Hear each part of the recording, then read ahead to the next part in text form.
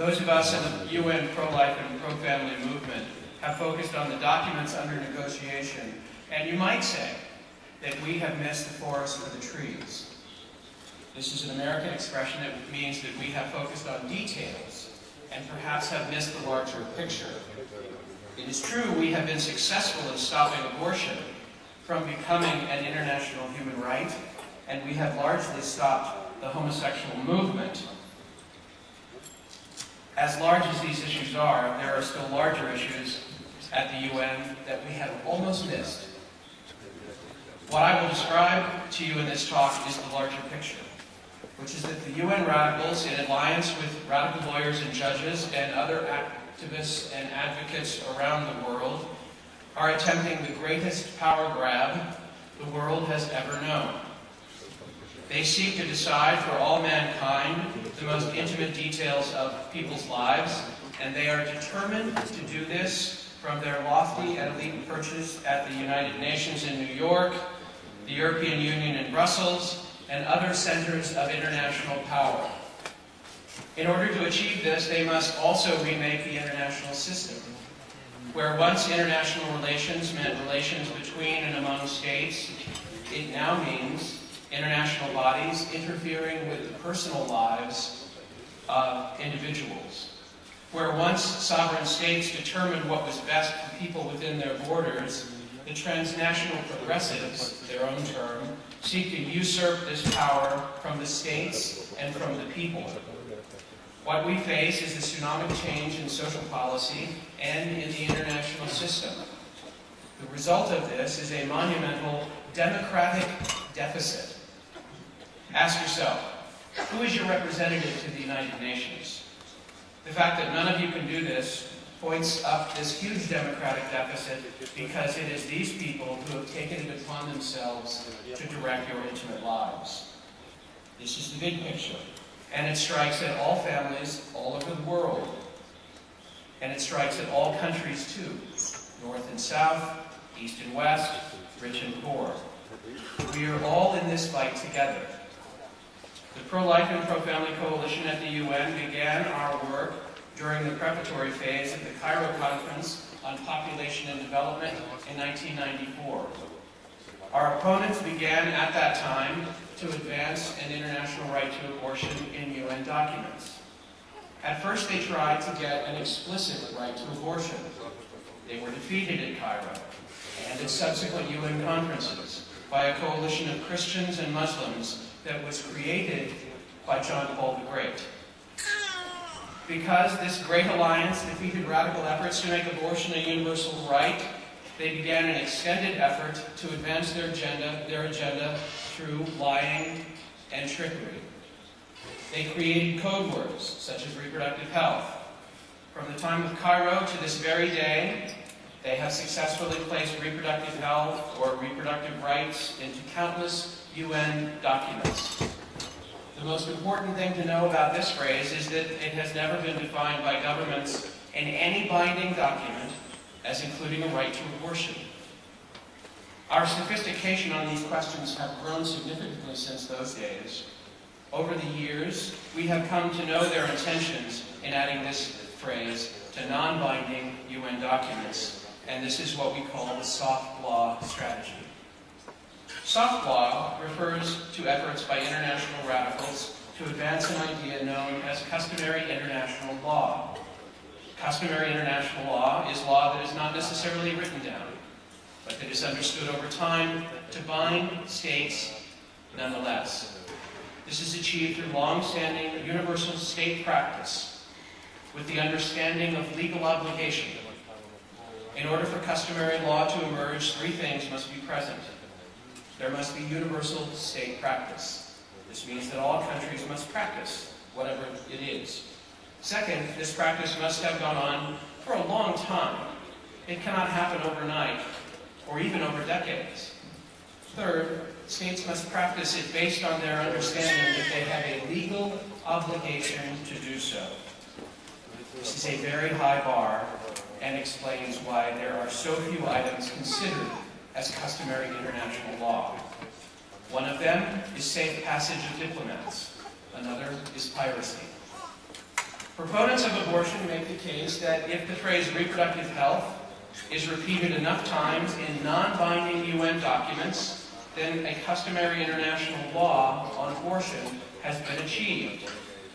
Let me make clear that this is false, and our opponents know that it's false. Customary international law cannot be established from non-binding documents, and neither can it be established in only 15 years. It takes decades and even centuries. They have not been successful in any courts of law or parliaments with their arguments from customary international law. Which brings us to what has become a more successful strategy that we call the hard law strategy. The second thing we notice over time is the aggressive pro-abortion nature of the deliberations of various UN committees charged with monitoring compliance with hard law human rights treaties. All hard law treaties have committees before which governments must appear periodically to report on how they are implementing the treaty. Many years ago, we began monitoring the committee charged with monitoring the Convention on the Elimination of All Forms of Discrimination Against Women, CEDAW. What we noticed was the committee was telling governments that they had to change their laws on abortion. It should be noted that this committee has no authority to make governments do anything. It should also be noted that the CEDAW treaty doesn't even mention abortion. It doesn't even mention the code word that is used to mean abortion, reproductive health. Still, over the years, we have counted that the committee has directed more than 90 countries to change their laws on abortion. How can they do this, and what is their purpose? The CEDAW committee is made up of 22 individuals who are nominated and voted upon by states parties to the CEDAW treaty. They do not represent governments when they are on the committee. Once they are elected, they are beholden to no one but themselves. These 22 come from mostly left-wing groups who are also abortion advocates. What we have here is the specter of sovereign states having to report to individuals, most of them hard-left advocates for abortion. Besides berating governments, this group of individuals, this group of private citizens, has taken it upon themselves to rewrite the treaties they reviewed. Let's linger for a moment on that. CEDAW is a hard law treaty. It is legally binding on states that ratify it. Sovereign states work sometimes for years to negotiate such treaties. These states generally have to take these treaties before their parliaments to gain ratification. This is a long and laborious and largely democratic process. In the end, these hard-fought treaties bind states legally. Yet with this committee, there is a group of ideologically driven private citizens who have taken it upon themselves to rewrite hard law treaties and then try to enforce this reinterpretation on the sovereign states that negotiated the treaty in the first place. Here is specifically what the CEDAW committee has done. The CEDAW treaty is silent on abortion. It does not even mention it. It does not even mention reproductive health. But in something called General Recommendation 24, the CEDAW committee of private citizens has read abortion into the document and now routinely tells governments they must change their laws on abortion. This strikes right at the heart of the democratic process. The citizens of sovereign states are generally content that their governments can and do represent their wishes and their best interests. This citizen allows his government to negotiate treaties that are then binding on the state and sometimes upon the citizen. This citizen at least has a chance to affect the policies of his own government. But how does this citizen have any chance to affect the processes of the CEDAW committee, a largely unknown group of private citizens answering to no one but themselves? This is a profound democratic deficit.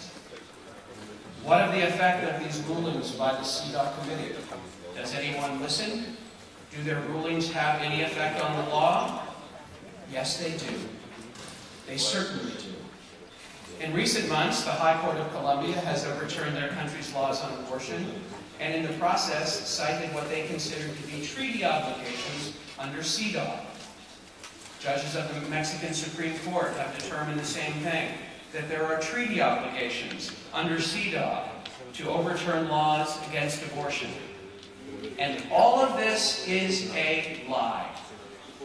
This argument is now on the march across the globe, and it does not come just from the CEDAW Treaty, but from the International Covenant on Economic, Social, and Cultural Rights, where the Right to Life clause is now interpreted by radical lawyers as including a right to abortion. It is not just the cause of the unborn that is threatened by these radical reinterpretations of hard law treaties.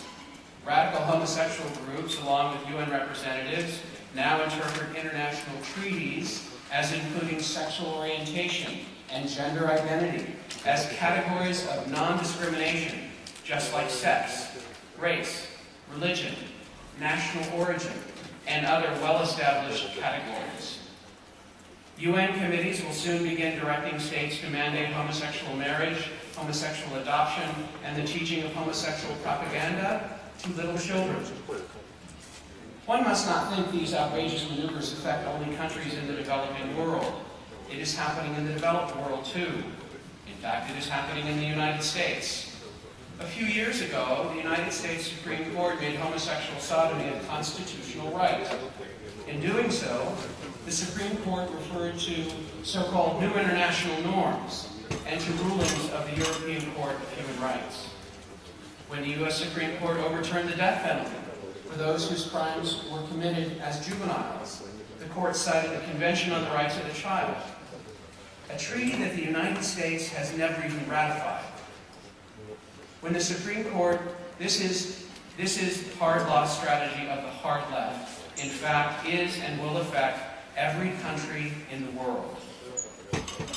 What we are talking about is something called global governance.